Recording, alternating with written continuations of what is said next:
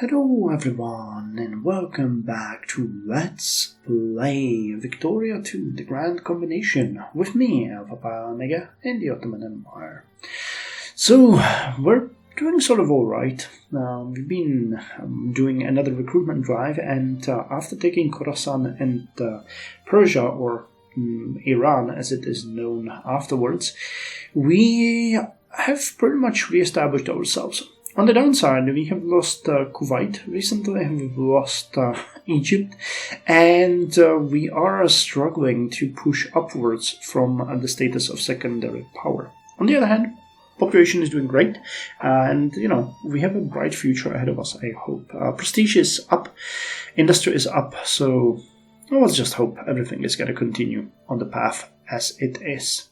Now, I wanted to look a little bit around the map now, because I kind of noticed that Morocco has fell to United States. I don't know how that happened, but Morocco is now American Morocco. It's no longer French. So I guess there has been a war between France and the United States. We're so absorbed, or I'm so absorbed in our own situation, that it's really hard to keep an eye on what's going on in the world outside of our little bubble, because there seems to be always something that we're struggling with. We also see that Germany still has the issues with militant socialists, and Austria-Hungary is now at war with Russia, Italy, Bulgaria, and Monaco. So rest in peace. It turns out that they actually got something from Germany in that last war. I didn't notice that, but they got Schweissen from them. So I guess good for them, but they're gonna lose a lot, I think, in this war. What is it about, anyway? So their second Bulgarian liberation of Wallachia. Alright, it's Russia and Bulgaria against Austria-Hungary and Montenegro. French liberation of Alsace-Lotharingen. Okay, so France is attacking Germany. There's Italian liberation of Südtirol. So basically they are tearing Austria-Hungary to pieces. I mean, I'm not even mad about that, because, if Austria-Hungary falls off from the table, we are one step ahead, to regaining our great power status. I mean, my thoughts are a mess when it comes to this playthrough. It's not at all going as I expected it. I was really hoping that the reactionary playthrough would have some kind of payoff, but the only payoff was 7 million rebels that we had to constantly fight off, until I literally capitulated in front of myself and said, alright, we're switching reactionary to strictly conservative. But at that point, our leniency towards Egypt and towards others was met with a death blow. Russia ganged up on us, but I don't know if there's even something that we could do. I haven't played Victoria 2 in a while, and especially not in this mod, so I'm learning a ton of stuff, how the events work in this mod and how the game treats you, and it's much harsher than the original Victoria, or at least it feels that way. So what I'm thinking is actually, and I'm gonna hold up a vote about this, but once we finish up this playthrough, I'm thinking either of doing another, this time, like a purely liberal advanced playthrough of Ottomans, where we are going to divulge from the historical path, and we're just going to go straight up after getting as much power as we can, going liberal, reforming, building up the army, so just going ham, or maybe trying something else, some other nation like Spain or someone, because I'm really interested in seeing what else we could get from this. While we would also play, of course, the Hearts of Iron campaign, but it's just, thoughts that are in my mind. Anyway, let's look at Africa. France is expanding. Dutch have been on a colonization spree, it turns out. Interesting. Or they got an event that gave them this. Interesting. There's a little bit of colonization going on in the middle of Africa. Madagascar is French. Yeah, I think that the colonization has started because it's after 1880. Great Britain has most of Africa, Russia, the Qing Empire. How are they doing? Very weak. Indochina is French. Japan, Korea is independent. It's kind of interesting to see that they were able to resist Japan. They might fall under their boot again. Australia is still British, Dutch East Indies. Hawaii is still independent, but it's in American sphere. The Mexican Empire is no longer an empire. British Dominion of Canada. Oh! Metis Confederacy. Autocratic dictatorship. I don't even know what this one is. Recognized nation. Where did you come from? Spanish Cuba for some reason is dark grey. That's a color that I'm not really familiar with. Argentina managed to get its territory, Bolivia, Peru, Brazil. Well, interesting times. Interesting times for everyone, truly. Our budget is just dying. The greatest crash, Republic of Guatemala. Alright, we really need to kill some of the funding here because we just can't pay for it. I mean, the interest is so minuscule that for now I'm just gonna let it run on its own. Do we still have? Yes, we have good relations with Russia and with United Kingdom. I don't think they would accept an alliance. Political consideration, relations, opinion. Other sphere, infamy. Navy strength, army strength, too many alliances. If we get rid of other sphere and we bumped up our relations a little bit, we might have a chance of doing that. We'll see. Germany. I really think that our best bet is at some point just get involved in a war against the British and reclaiming some of our territory. Same with Bulgaria and against Russia. On a war between the British and the Russians, I would bet on the British at this point, though their army is just so weak compared to Russia. It's crazy. I think it might be just most of the population. Because they got, what, 40 million? Something like that? 47 million. Alright, but UK has nearly 70 million. Rifled barrels. Rifling is the process of making helical grooves in the barrel of a gun or firearm, which imparts a spin to a projectile around the long axis. The spin serves to gyroscopically stabilize the projectile, improving its aerodynamic stability and accuracy. So attack and defense of artillery increased, which is good. Alright, we're back to where we were before, and I really feel like we need to start cutting even more slack.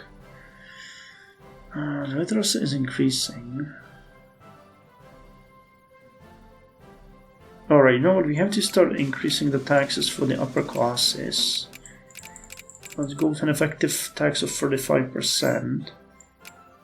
Let's cut social spending to 80, and let's cut military spending to 90. Is that Romania? No, Moldavia. Oh god, yeah, look at that.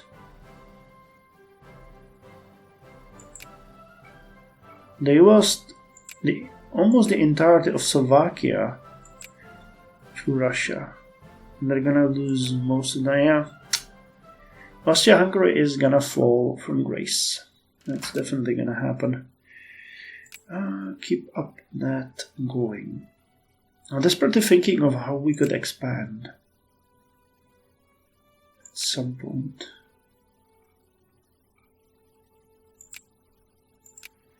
Could we justify acquire state? You know what, let's try it. Let's try to justify against Austria-Hungary, and we can maybe try to take the area here. Maybe that would work, because they are definitely being ganged up on. They're allied with Montenegro, which is allied with Serbia.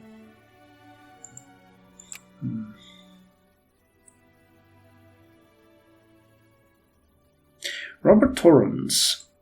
Oh, we were found out so quickly. Oh, never mind. Robert Torrens was a British army officer and owner of the influential Globe newspaper. Torrens was an independent discoverer of the Ricardo's principle of comparative advantage in international trade, albeit a promoter of reciprocal reciprocal tariffs, rather than unilateral free trade. Torrance was also a co-discoverer of the Ricardian theory of differential rent, although in later editions recanted the Malthusian population doctrine on which it was partly based. Torrance remained a consistent critic of the labor theory of value. So extra prestige.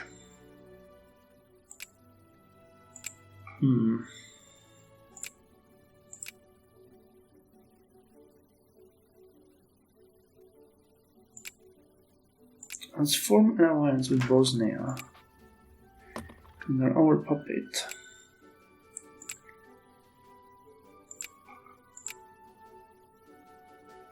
Are they? Yes, they're a satellite. Alright. Makes sense to annex them eventually. Alright, we taking back a little bit of that money. You really need to increase our efficiency, but army is of utmost importance. This extra fort is going to help us a lot with some of the defenses that we have here and on the edge of our empire with the Russians. Because I really think that in case of a war breaking out between us, we will have only one chance, and that is to just slow them down to a crawl. Because these areas have absolutely horrendous supply limit for our enemies. So if we can just stop them there, dead in their tracks, it will cause them so much casualties that we might eventually win. But it's not a given, it's basically just a wild theory. Okay, let's increase relations with Bosnia. I really don't want them to hate us too much. How about Persia? Yeah, let's have an alliance with them, get more research points. And enter an alliance with Khorasan as well. Because they are our allies, so just, formalize it. Formalize everything. Alright, military. Okay, let's go here. Support the movement. You guys need to unite. Eduard Bernstein. Edward Bernstein was originally a staunch disciple of Marx and started his life in the German Social Democratic Party, but during his later exile in London, Bernstein gradually became convinced that the best way to obtain socialism in an industrialist country was through trade unions activity and parliamentary politics. He published a series of articles where he argued that the predictions made by Karl Marx about the development of capitalism had not come true. He pointed out that the real wages of workers had risen, and the polarization of classes between an oppressed proletariat and capitalist had not materialized. Nor had capital become concentrated in fewer hands. Bernstein's revisionist views appeared in his extremely influential book Evolutionary Socialism, 1899. Now, Germany, I would accept an alliance with you only in case you were a little bit stronger than the French, but you are not. So instead I'm going to ignore you for now. Sidney Webb. Schweissen. Alright. Webb developed socialist ideas while at university, and in 1885 he joined the Fabian Society. The society believed that capitalism had created an unjust and inefficient society. The members agreed that the ultimate aim of the group should be to reconstruct society in accordance with the highest moral possibilities. The Fabian Society was a fact-finding and fact-dispensing body, and it produced a series of pamphlets on a wide variety of different social issues. Many of these were written by Sidney Webb, including Facts for Socialists, 1887, Facts for Londoners, 1888, and The 8-Hour Day, 1891. Webb also wrote a plan on campaign for Labour with George Bernard Shaw.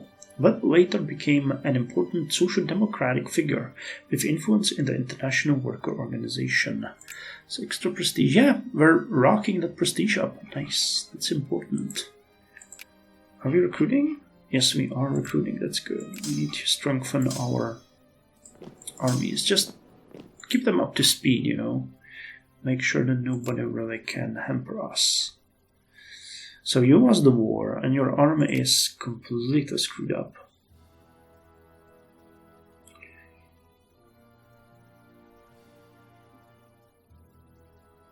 You are protected by a number of nations, which is kind of interesting. But we also do have a number of nations.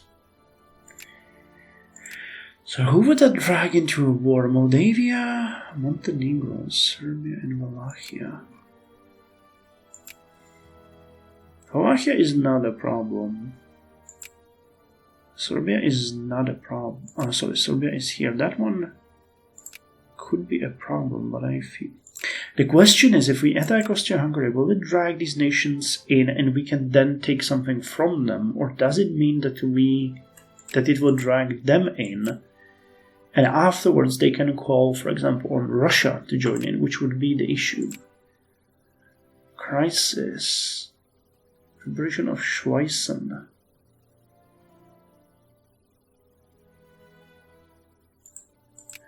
Where the hell is Schweissen? Here.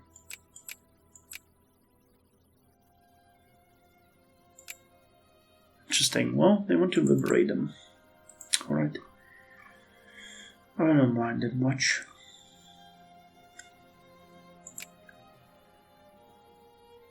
Because, you know, if we get into war, for example, with Serbia, taking some of these territories might not be bad. Or taking Montenegro. We could pile up a bunch of war goals on them. But whether or not that would work the way I envision it is a big question. Alright, do you guys keep some projects going, or are you done for now? Seems like no activity is happening. Is it because we increased the taxes? That might be it. They don't have any spare money, honestly. I'm just taxing them too much. I wouldn't be surprised. But right now we need to stabilize the budget anyway. There's just too much happening. Crime fighting effect. 50.2. It might be even dropping a little at this point. Alliance offer from the Netherlands. Not in sphere of the Germans. No. Unless Germany fears me, I'm not interested.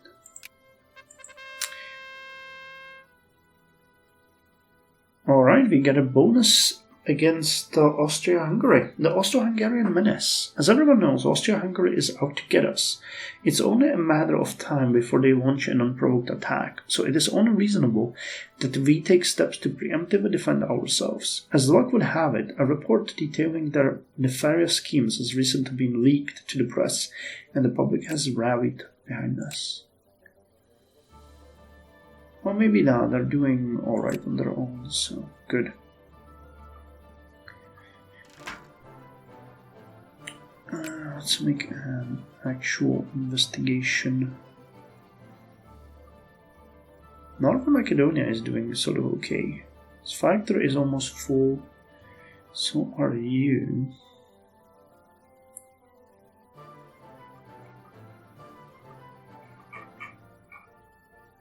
Really not bad. Can I sort the population by where we have the most clerks?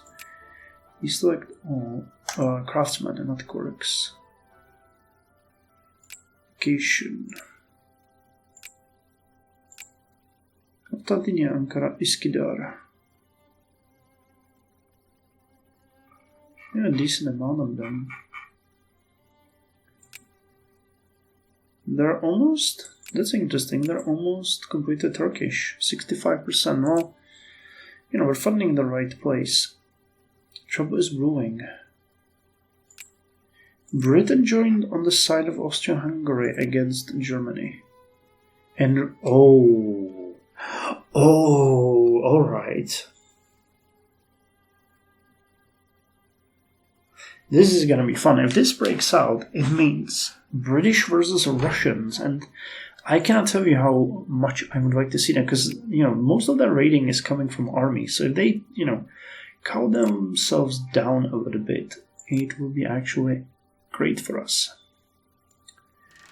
So let them fight while we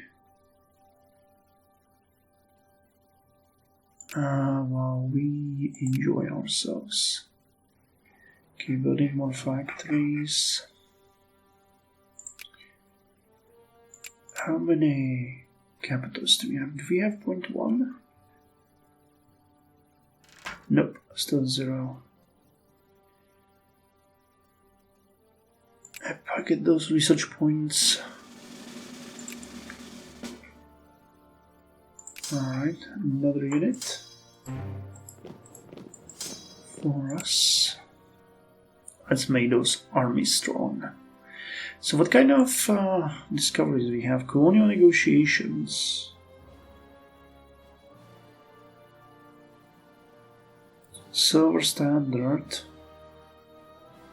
Extra efficiency, more prestige, anesthesia. Pierre Joseph Proudhon. Proudhon was apprenticed as a printer and became interested in politics after he was involved in the printing of the New Industrial and Cooperative World by Charles Fourier. Proudhon now turned to writing and in 1843 published What is Property? In the book, Proudhon attacks the injustices of inequality and coined the phrase, property is theft. Proudhon published his most important work, System of Economic Contradictions, which was published in 1846. Karl Marx responded to Proudhon's book by writing The Poverty of Philosophy in 1847. This was the beginning of the long-term struggle of ideas between the two men. Proudhon was opposed to Marx's authoritarianism, and his main influence was on the libertarian socialist movement. Oh no, UK is offering us an alliance. Now that's an issue. Because if we get involved in that right now,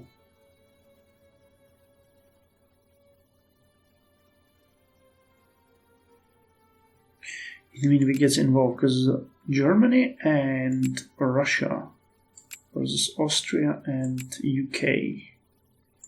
That would be a nice war. But it means that we are going to get caught in a war against Russia. And I'm not entirely sure I want to see that. You'd bring in the Netherlands and Sweden, British Raj.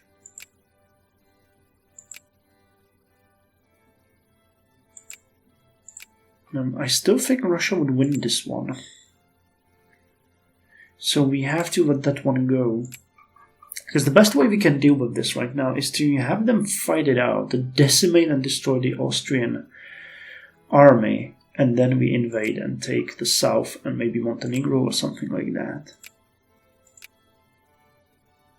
That would be amazing. But getting involved in this right now is a really bad idea. Alright, so the administration is actually increasing. Greek poet. Leave him be. Alright, so let's just check this out. If we...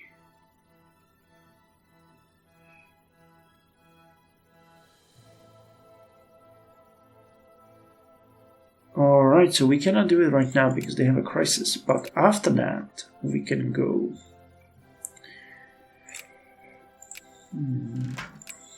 Alright, so we'll have to wait for that to play itself out. France positively hates us, so there really isn't much that we can do with that, but I can increase relations with Italy. Right, we're increasing prestige and military, so we were for a certain time 11th in the world. So can we get more units from other places? Makri, Urfa, Ijo.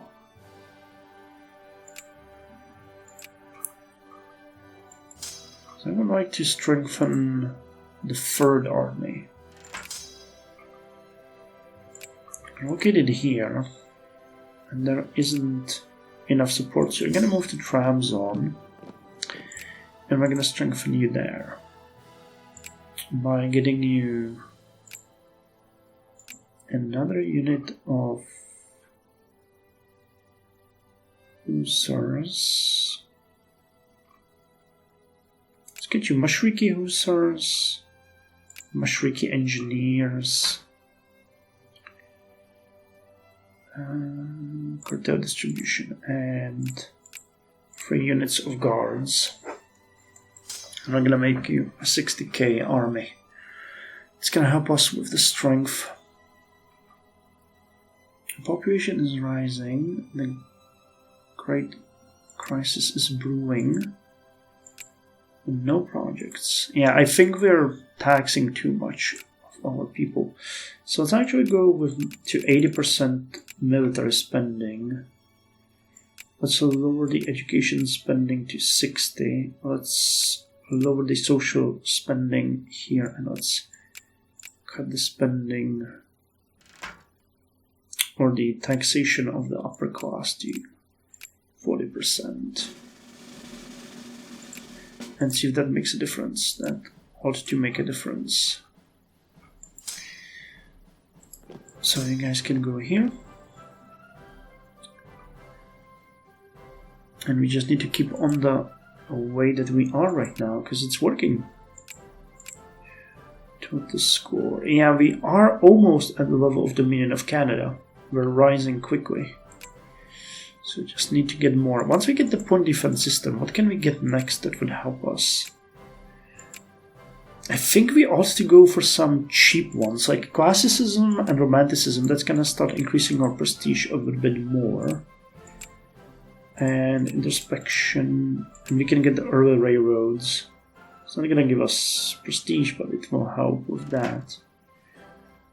And we can help some of our industry. Alright, so the crisis is out.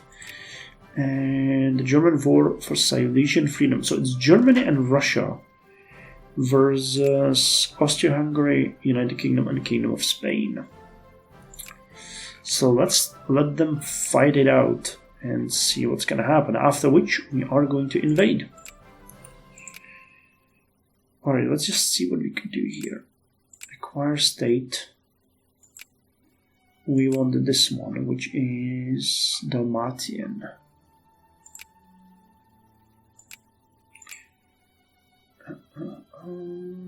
Dalmatian. That would give us a ton of prestige. Okay, and these three would join in. And we could call in allies. Khorasan would not accept. Everyone else would accept. Alright, and I can also justify a liberation of a country in the meantime, because we would like you to liberate Montenegro.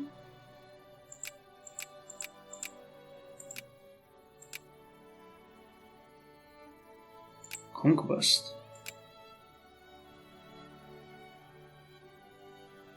Protected by well. Or I could directly attack Montenegro, which I'm not really afraid of Austria-Hungary, really. Or I could ask them to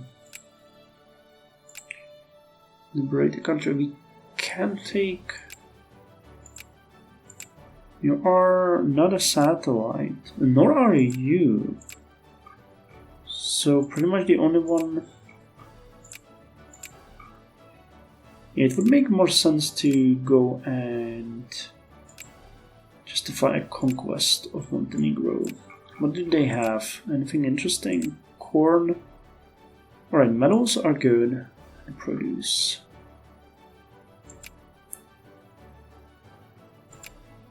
Alright, we have to start pushing, because otherwise we're never gonna make it. So let's go and justify a conquest of Montenegro. Let me see how that's gonna go. Anyway, after the war with Austria-Hungary is done, we are going to invade. I'm gonna move my troops in the area. I'm hoping that they're gonna get just decimated in the war, so that we can focus on taking what we want. We would take Dalmatia and we would conquest Montenegro. And that way we would get a little bit more of that sweet, sweet prestige, which we are missing. These are all fish. Awesome. They're gonna be a fish superpower.